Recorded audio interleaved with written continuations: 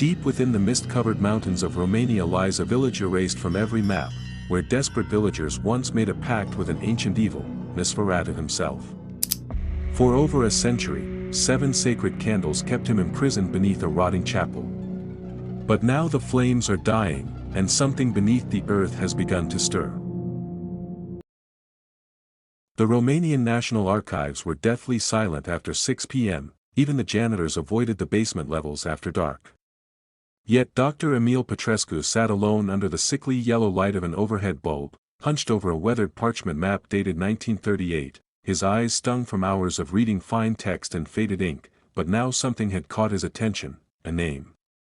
Barely legible, Drahovița, he whispered it aloud, the word dry on his tongue like ash. His finger traced the southeast corner of the Carpathian Mountains where the name was etched, except it wasn't simply faded. It looked scratched out. As if someone had deliberately tried to erase it from time. Beneath the name was a strange symbol, a crude circle of crosses enclosing a cathedral-like sketch. A red X marked the center. It wasn't part of the official cartographic style. Emil sat back, rubbing his temples. He was here researching forgotten military movements for a historical journal, definitely not for this. But something about the map made his gut turn cold. He rolled it up, carefully slid it into a tube, and locked it inside his bag. Back in his Bucharest apartment that night, he couldn't sleep. Instead, he searched every academic and historical record database for Drahovița. Nothing, no records in census archives, no church registries, no satellite coordinates. He even called a friend at the Romanian Orthodox Seminary, someone who specialized in forgotten Eastern parishes. They had never heard of Drahovița. By midnight, Emil was on obscure forums, Slavic folklore blogs, Reddit threads titled Vanished Villages of Europe and Cursed Lands of Romania. Nothing but whispers, except one, a blog post from 2009, written by a self-proclaimed paranormal explorer named Nelevlad666, said. There's a story about a village no one dares name. East of Harghita. People say it fed something inhuman. The old mountain guides still speak of it, but only if they've had enough tuica to forget afterward. He bookmarked the page. The next day, Emil took a train to Sighisoara, the medieval town often referred to as the birthplace of Vlad the Impaler. There, he visited a local tavern and asked about mountain guides. Only one name came up, Ionel Vasilescu, a retired shepherd-turned-guide, now living alone in the wooded outskirts. Emil tracked him down, bringing a bottle of strong plum tuica as a peace offering. Ionel was an older man with a crooked back, a weathered face, and eyes that looked like they'd seen too much. At first, Ionel refused to speak when Emil said the word Drahovița. He crossed himself. Twice, you city folk, Ionel grunted, always digging up graves with your fancy degrees. Let dead things rot, but you know it's real, I know it's better left buried, Emil pushed. Showed him the map. At last, Ionel sat down and whispered, you want to find it? You bring candles.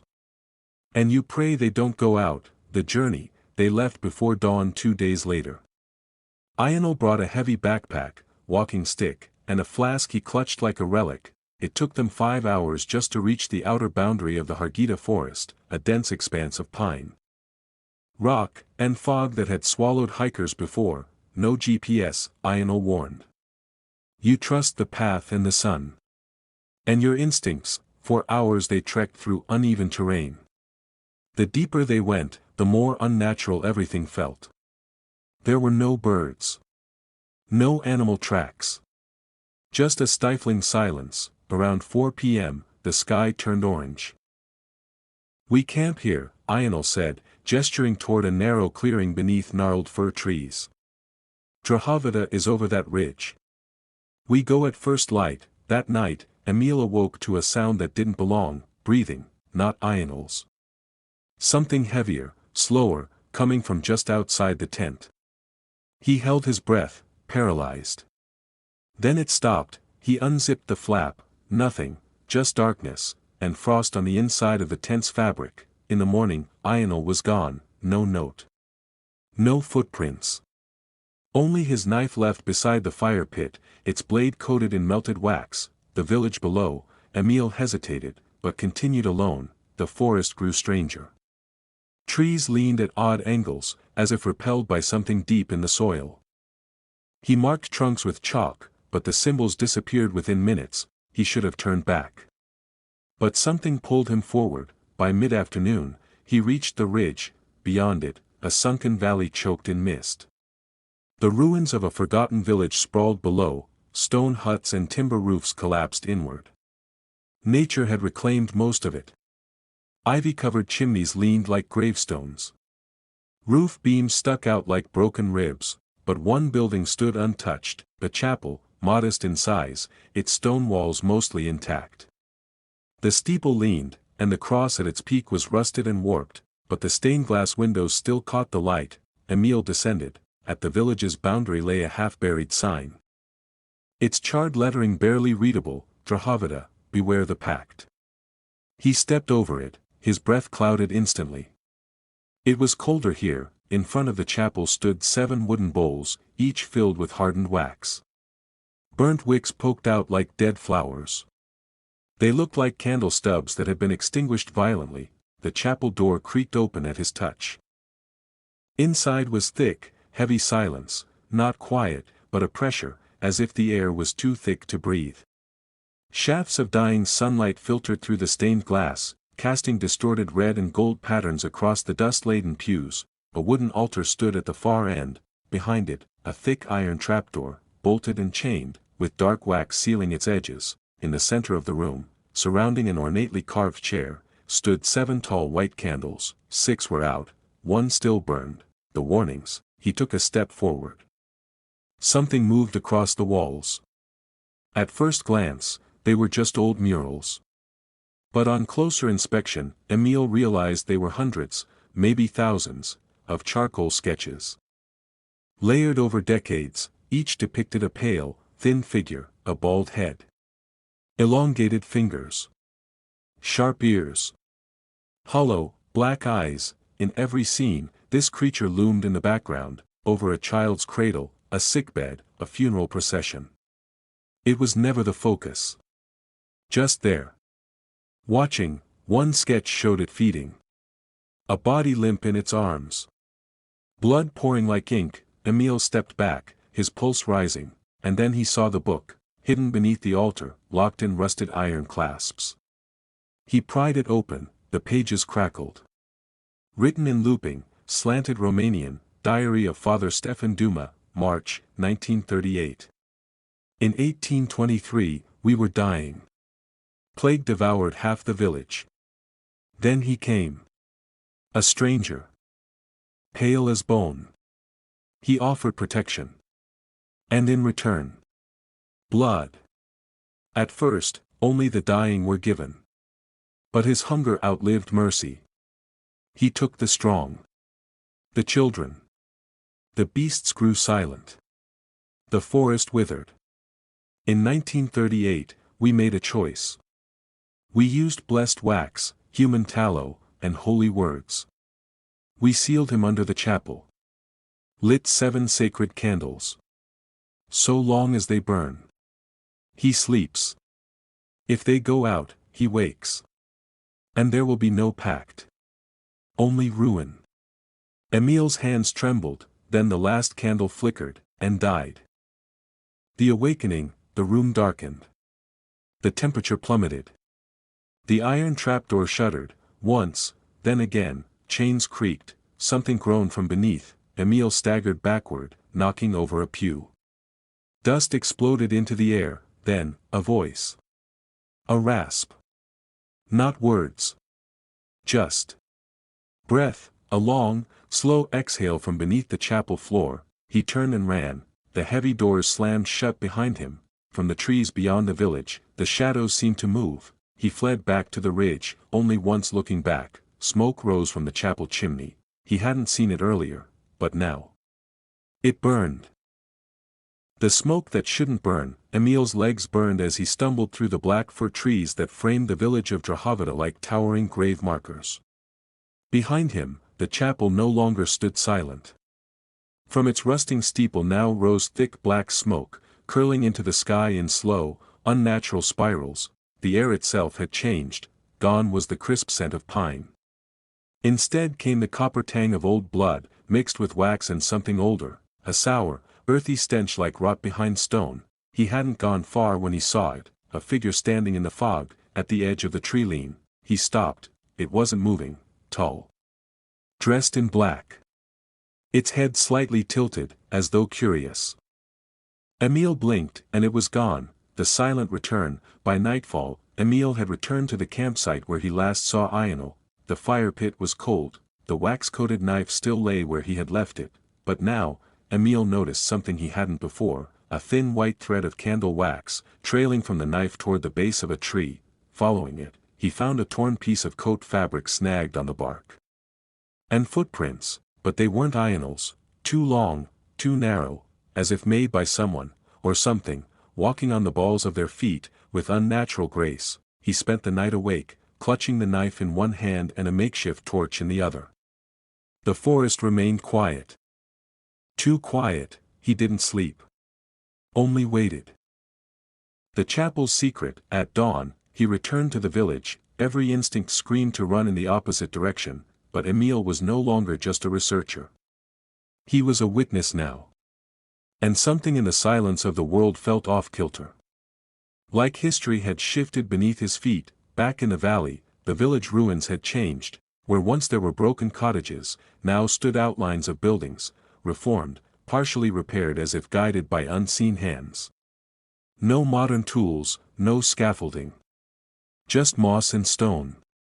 Reshaped, it was as if the village itself was remembering. When he reached the chapel, the doors stood wide open. Smoke no longer curled from the chimney, but he could still smell burnt wax and bone. He entered slowly. Inside, all 7 candles had been replaced. Each tall and white, glowing dimly. But they didn't burn with flames. Instead, a cold blue light pulsed at their cores, like ghostly heartbeats. The trapdoor was still sealed, but the chains were looser, rattling slightly. Wax seals had melted, something had tried to come through, and nearly succeeded. The letters of the dead. Near the altar, Emile found a new object, a bundle of brittle letters, bound with twine, sitting atop the pew where he had fallen the day before. He opened the first, dated, April 2, 1938, the handwriting was rushed, uneven. "We've made a terrible mistake. He speaks in dreams. He calls out through the cracks. The candles must never go out, but Father Stefan grows weak. I fear he's begun to doubt. He told me last night, God has abandoned this place. We are candles left burning in a tomb, but if we let them die, he will rise again, not as our protector, but as our God." Oral V, grave warden of Drahovița. The second letter was soaked in wax and blood. Most of it was unreadable, only the final line remained, "He wears the skin of our children now." The tunnel, behind the chapel, Emile noticed something else had changed. A narrow slit in the earth had opened behind the foundation, a crevice, likely sealed for decades. It led downward, toward the earth's cold belly. He hesitated, but then he saw the final candle inside the chapel flicker. It was dimming again. He couldn't let it go out. Not without understanding the truth. He lit his torch and descended. The catacombs below. The tunnel sloped downward in a spiral, the walls lined with old stonework and sigils in Latin and Cyrillic. Occasionally, he passed alcoves filled with bones, some wrapped in cloth, some exposed. They didn't look ancient. Some still had skin, some had bite marks. After 15 minutes, the passage opened into a vaulted chamber, a crypt, circular in design, carved entirely from black stone. In the center, a stone table, upon it, a coffin of pale wood, bound in silver bands. Carvings of wolves and serpents coiled around the base, and in the walls, 7 recesses, each once holding a candle. 6 were smashed, 1 still glowed, barely. On the lid of the coffin, carved in Old Romanian, "Here lies Count Orlok, bound by wax, fed by faith, cursed beyond time." Emile stepped closer. He felt a pull. Like a thread in his mind tightening. The candle in the wall sputtered, then the lid shifted. Not much. Just a hair's breadth, but enough to release a slow breath of air, cold and damp and old as sin. From inside the coffin, he heard it again, that inhuman exhale. The pact revisited, Emil backed away, then noticed a mural carved into the far wall of the crypt. 7 villagers stood in a circle, hands clasped, wax dripping from their palms. In the center, Count Orlok. His head bowed. His hands extended in agreement. It was a binding ritual, an accord. Each villager gave blood, gave faith, and gave wax, the sacred element used in both prayer and sealing. In exchange, Orlok gave protection, from plagues, war, famine, until something changed. The bottom of the mural showed the same villagers impaled, drained, twisted into monstrous versions of themselves. The count's form towered, bat-like wings spread, his fangs bared. The pact had been broken. Or fulfilled. The guardian returns. A sudden movement in the tunnel made Emil spin around, torch raised. Ionel stood at the entrance, face pale, eyes wide. "You shouldn't be here," the old man rasped. "You left me." I tried to draw him away. He held up his arm. Deep bite marks crossed his forearm, now cauterized with wax. Emil helped him sit. "He's not like the others. He's not just vampire. He's older.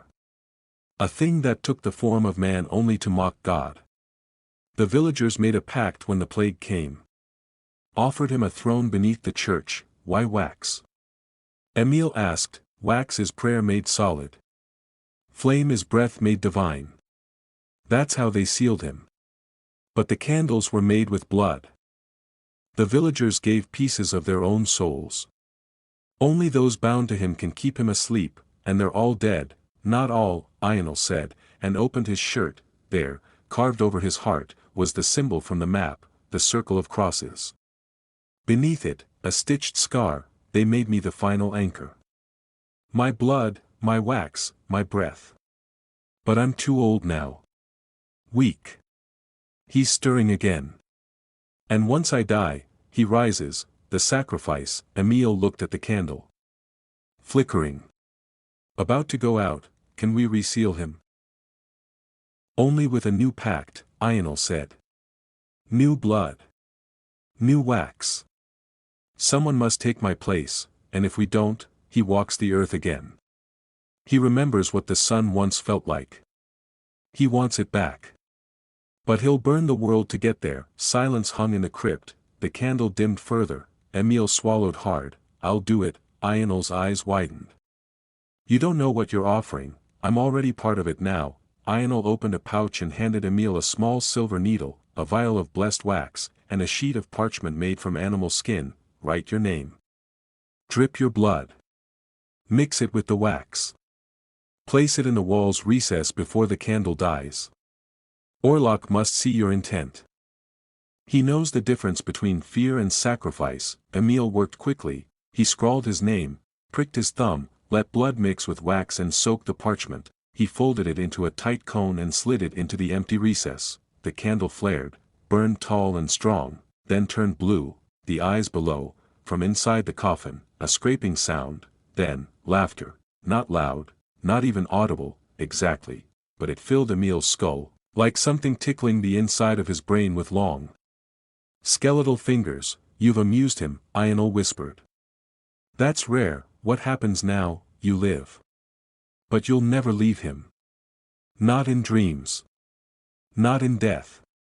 You are candle and wax. Prayer and seal. So long as you breathe, he sleeps. But when your heart stops, he rises." Ionel nodded.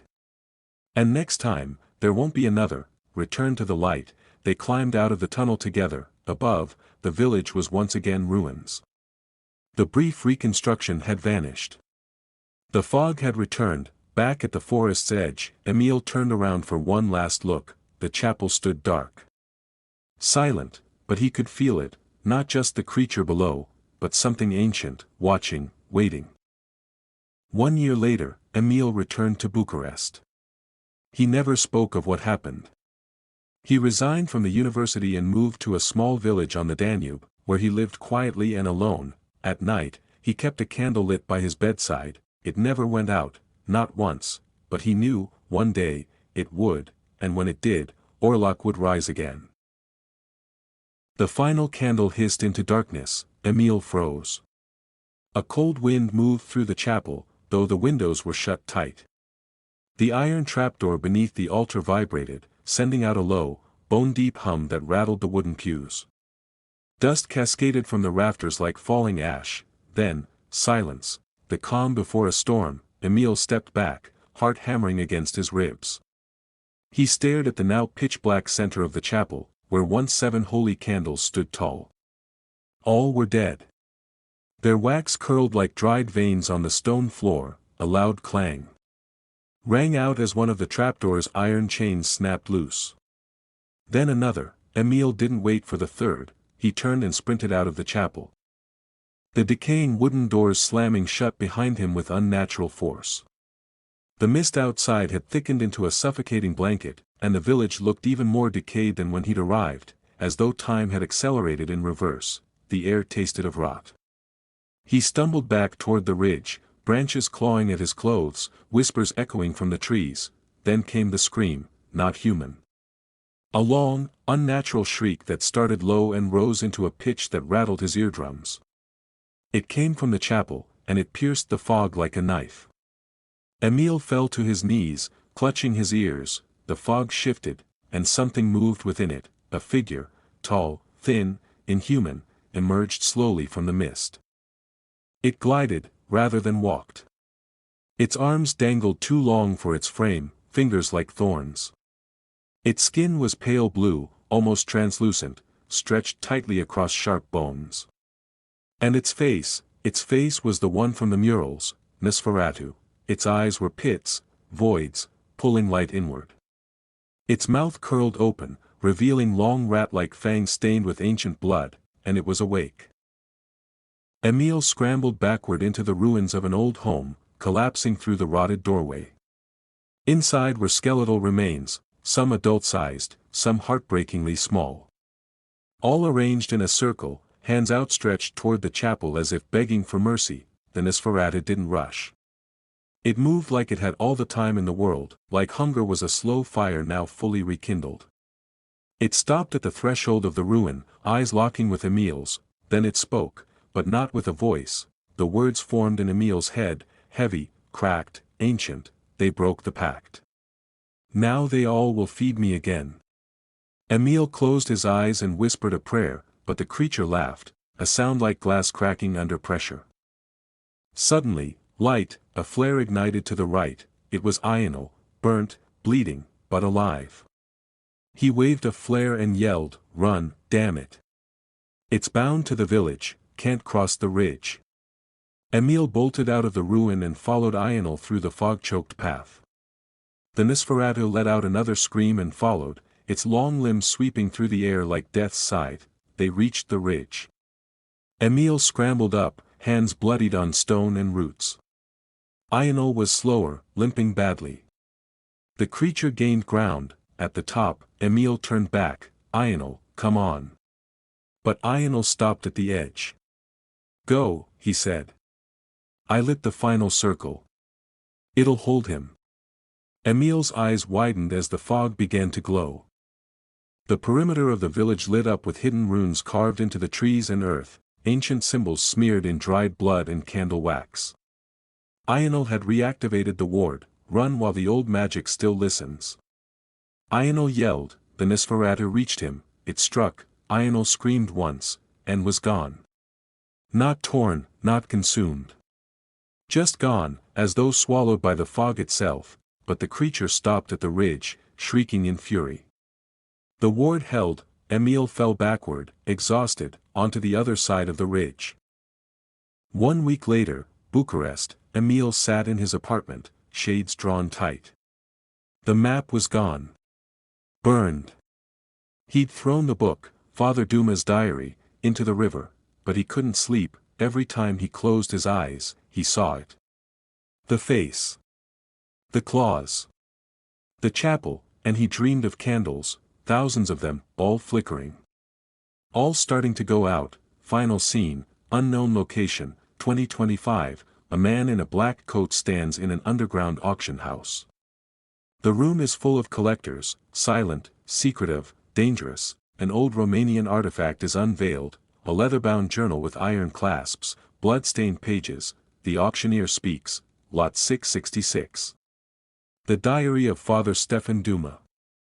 Estimated origin, Drahovița, 1938. Bidding begins at €10,000. In the shadows, someone smiles, a long-fingered hand reaches forward, and bids.